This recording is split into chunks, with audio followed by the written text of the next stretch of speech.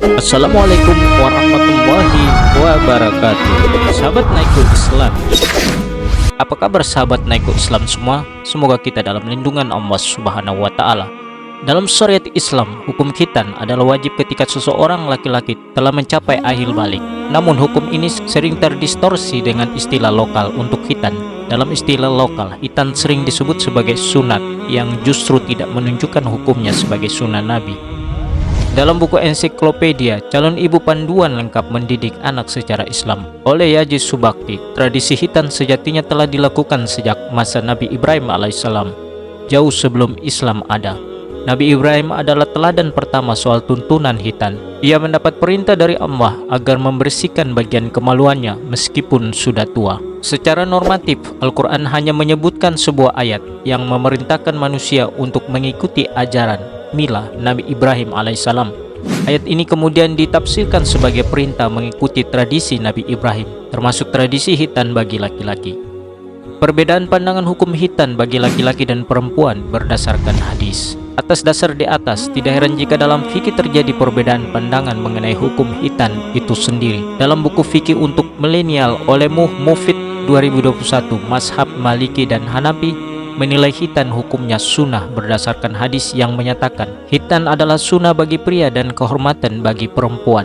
Namun hadis ini oleh sebagian kalangan dinyatakan sebagai hadis yang lemah sehingga tidak dapat dijadikan dalil hukum. Sementara dalam mazhab Syafi'i mewajibkan khitan bagi kaum laki-laki. Ini didasarkan pada hadis riwayat Abu Daud yang menyebutkan bahwa Rasulullah memerintahkan seseorang yang baru masuk Islam agar berkhitan. Sebagaimana sabda Rasulullah SAW, barang siapa yang masuk Islam, maka berkhitanlah walaupun sudah besar. Hadis riwayat Harb bin Ismail. Manfaat khitan bagi anak laki-laki dan perempuan. Terdapat kulub pada laki-laki dapat berpotensi menyimpan penyakit kelamin. Kulub dapat menyebabkan terjadinya pancaran dini atau ejakulasi seminis karena kepala penis yang berkulub lebih sensitif daripada tidak berkulub. Sedangkan bagi anak perempuan, khitan dengan memotong bagian kelentit bagian atas dari kemaluan bertujuan untuk mengurangi gairah seksual yang terlalu tinggi. Pasalnya, ujung kelentit adalah organ seks wanita yang paling sensitif. Bisa disimpulkan bahwa khitan bagi laki-laki dan perempuan secara medis dapat menunjang kesehatan reproduksi. Apakah para nabi terdahulu berkhitan?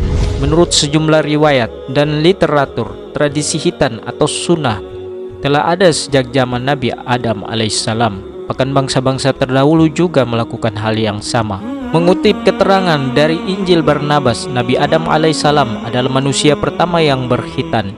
Ia melakukannya bertobat kepada Allah dari dosa-dosa yang dilakukannya karena melanggar larangan Allah untuk tidak memakan buah kuldi.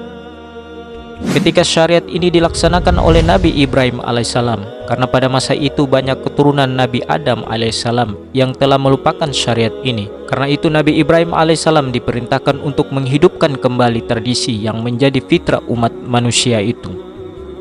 Dalam sejarah Islam, khitan dilakukan Nabi Ibrahim alaihissalam.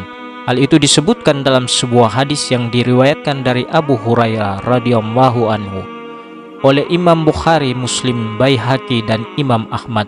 Nabi SAW bersabda, Ibrahim Khalil Ar-Rahman berkhitan setelah berumur 80 tahun dengan menggunakan kapak. Bangsa kuno hingga para nabi pada masa Babilonia dan Sumeria kuno, yakni sekitar tahun 3500 tahun sebelum Masehi, masyarakat setempat juga sudah melakukan praktek berkhitan.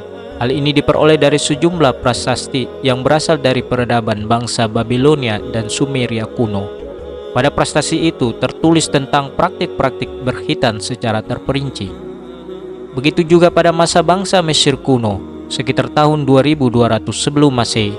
Prasasti yang tertulis pada makan Raja Mesir yang bernama Tutankhamun tertulis praktik berkhitan di kalangan raja-raja Fir'aun. Prasasti tersebut menggambarkan bahwa mereka menggunakan balsem untuk menghilangkan rasa sakit saat sebagian kulit kemaluan laki-laki dipotong.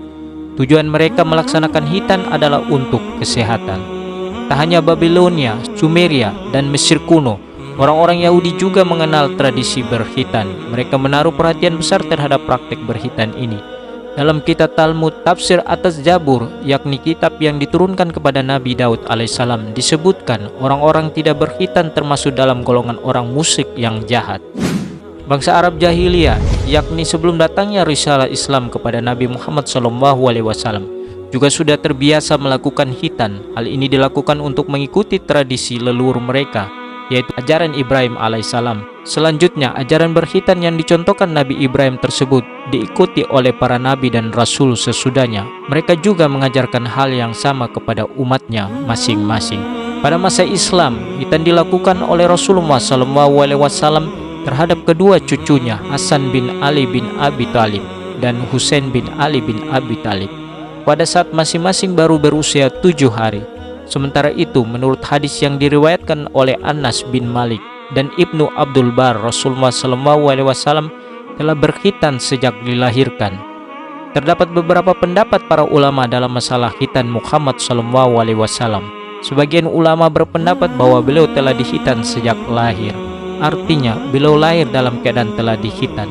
Namun ada pula yang menuturkan sebagai berikut: kakeknya Abdul Muthalib menghitannya pada hari ke-7 setelah kelahirannya.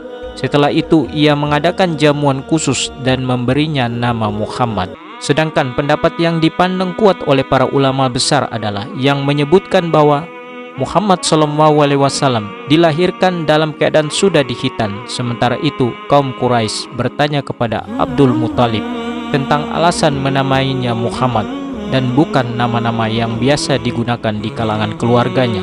Dijawabnya bahwa dengan nama tersebut ia berharap cucunya mendapat pujian dari Allah Subhanahu wa Ta'ala di langit dan dihormati oleh seluruh makhluknya yang ada di bumi. Az-Zuhri mengatakan artinya adalah nabi terakhir yang tidak ada nabi lain setelahnya. Kemudian dalam riwayat Ibnu Sa'ad terdapat tambahan nama yaitu dan Al-Qatim, penutup. Dalam riwayat Muslim juga disebutkan nama-nama lain seperti Al-Muqaffa, orang yang dimuliakan, dan Nabi Ar-Rahma, utusan pembawa rahmat. Dalam riwayat At-Tirmidzi, nama lain yang disebutkan oleh Nabi, utusan yang bertugas menyatukan. Beberapa kabar yang bisa dipercaya menuturkan bahwa ibunda Rasulullah menamai beliau Ahmad melalui sanad yang hasan. Ibnu Sa'ad meriwayatkan bahwa Ali radhiyallahu anhu menuturkan Rasulullah telah bersabda, "Aku diberi nama Ahmad."